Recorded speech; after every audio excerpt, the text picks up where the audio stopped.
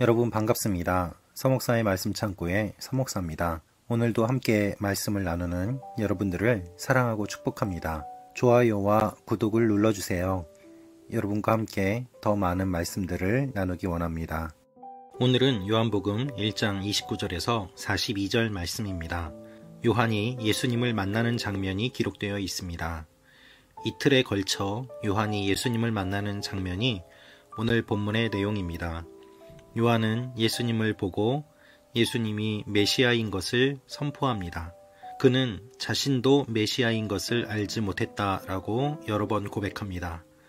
그러나 그 고백 이후에 요한은 예수님을 선포하고 자신이 알게 된 예수님을 사람들에게 알리는 모습을 볼 수 있습니다. 요한을 따르던 제자 2명이 이제는 요한이 아니라 예수님을 따르게 됩니다. 이 내용들을 통하여서 오늘 말씀을 함께 묵상하기를 원합니다. 오늘 29절 말씀을 보면 다음 날 요한은 예수께서 자기에게 다가오시는 것을 보고 말했습니다. 보시오, 세상 죄를 지고 가시는 하나님의 어린 양이십니다. 라고 기록되어 있습니다. 오늘 이 말씀, 요한의 고백은 예수님의 정체성을 알려주고 있습니다. 요한복음 1장 28절까지 요한은 자신이 메시아가 아닌 것을 이야기했습니다. 이제 메시아를 그가 만났습니다. 그가 묘사하는 메시아의 모습은 무엇입니까? 한마디로 이렇게 표현하고 있습니다. 세상 죄를 지고 가시는 하나님의 어린 양이십니다. 예수님이 이 땅에 오신 목적을 이보다 더 정확하게 또한 명확하게 알려주는 말은 없습니다.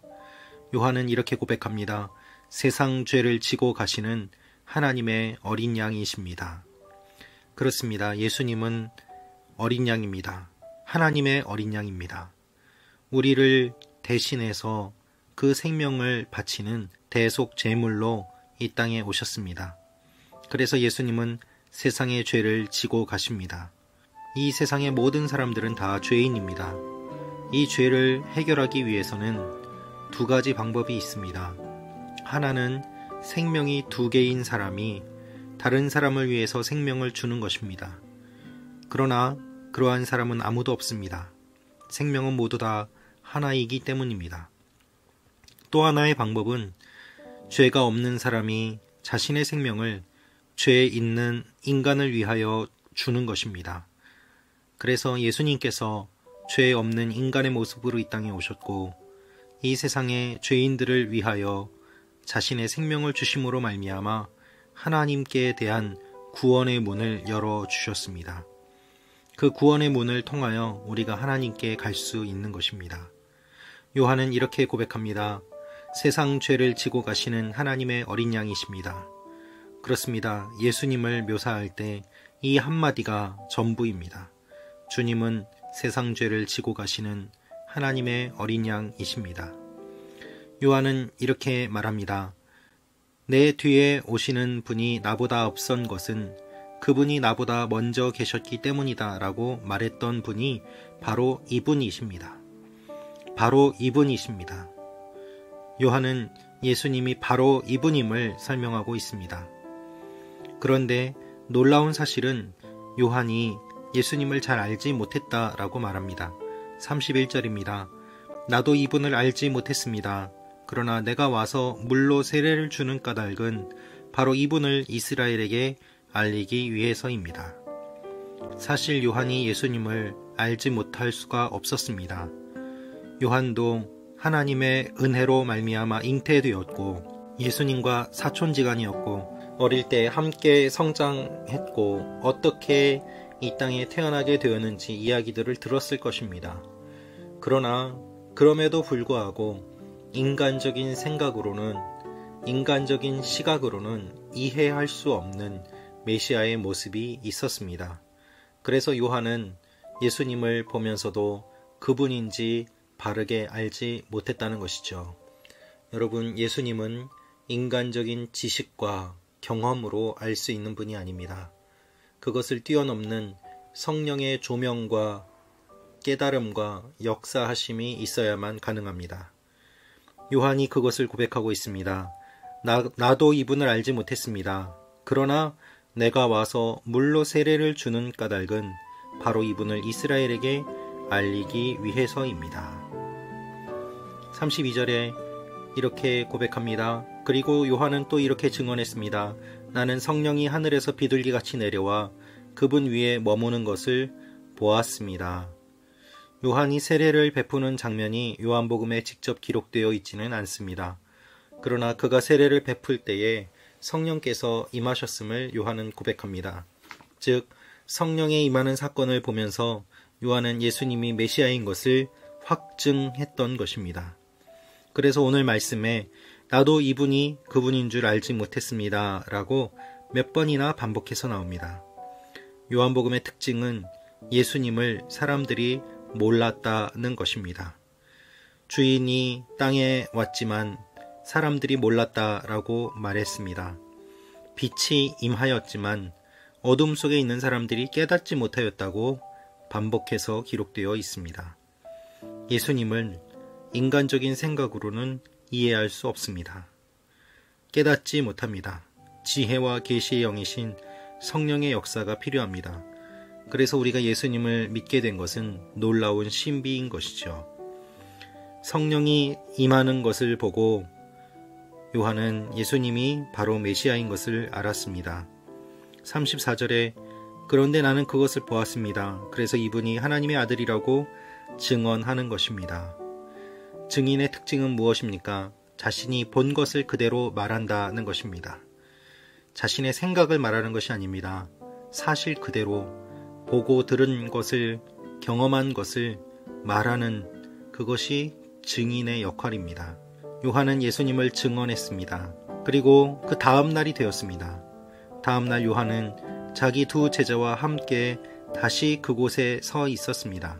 그리고 예수님께서 지나가시는 것을 보고 말했습니다. 보라, 하나님의 어린 양이시다. 같은 말을 반복하고 있습니다. 37절에 그 말 듣고 요한의 두 제자가 예수를 따라갔습니다. 여러분, 지금까지 요한의 제자였던 두 제자가 예수님을 따라갑니다. 이 모습을 바라보면서 요한은 어떠한 마음이 들었을까요? 지금까지 제자였던 사람이 뒤도 돌아보지 않고 예수님을 따라가는 모습을 요한이 보고 있습니다. 예수님은 이들을 보셨습니다. 그래서 이렇게 말씀하십니다. 38절입니다. 예수께서 뒤를 돌아 그들이 따라오는 것을 보고 물으셨습니다. 무엇을 원하느냐? 그들이 말했습니다. 랍비여, 어디에 머물고 계십니까? 랍비는 선생이라는 뜻입니다. 예수께서 대답하셨습니다. 와서 보라. 그래서 두 제자는 가서 그분이 계시는 곳을 보고 그날 그분과 함께 지냈습니다. 때는 오후 4시쯤이었습니다. 예수님은 말씀하십니다.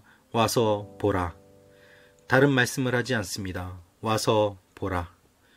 여러분, 우리가 예수님을 따라갈 때 주님은 이렇게 말씀하십니다. 와서 보라. 다 알고 다 확인하고 따르는 것이 아니라 와서 보라. 보면 알게 된다. 이것이 주님의 말씀입니다.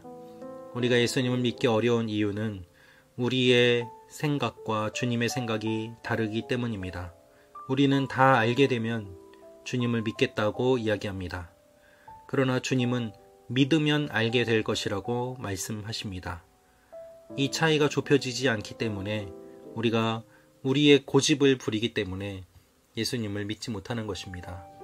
그러나 주님의 말씀대로 와 보라 라는 말씀에 순종하여 주님께 가면 주님이 어떤 분인지를 우리가 알고 경험할 수 있게 됩니다. 요한의 말을 듣고 예수를 따라간 두 사람 중 한 사람은 시몬 베드로의 동생 안드레였습니다. 안드레는 가장 먼저 자기 형 시몬을 찾아가 말했습니다. 우리가 메시아를 만났다. 메시아는 그리스도라는 뜻입니다. 요한의 제자 중 두 사람이 예수님을 따랐는데 한 사람은 안드레였습니다. 다른 한 사람은 요한복음을 기록한 예수님의 제자 요한이라고 사람들이 이야기하고 있습니다. 요한과 안드레가 예수님을 따랐고 예수님의 제자가 되었습니다. 그리고 안드레는 시몬을 찾아가 이야기합니다. 그리고 시몬을 예수님께 데려옵니다.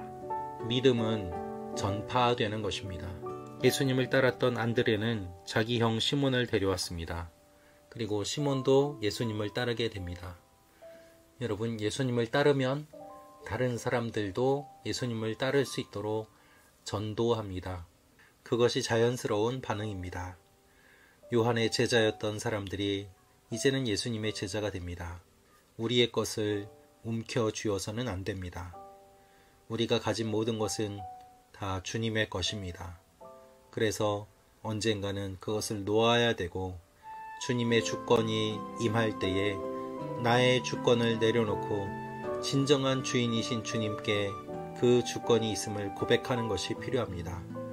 요한은 자신의 제자를 만들려고 하지 않았습니다. 주님이 오시자 주님의 제자로 그들을 내어 보냅니다. 이것이 요한의 역할이었습니다. 주님이 드러나고 요한은 이제 사라집니다. 여러분, 우리의 삶에 요한과 같은 일들이 일어나기를 축원합니다. 주님만 드러나고 나는 사라지는 것, 예수로만 살고 나는 사라지는 것, 이것이 우리의 기도 제목이 될 때 주님이 우리를 통하여서 놀라운 일들을 이루어 가실 것입니다. 올 한 해 주님께서 임하시는 일들을 경험하며 주님께 모든 것을 내어드리는 여러분과 제가 되기를 축원합니다. 기도하겠습니다. 아버지 하나님, 주님의 권세를 인정합니다.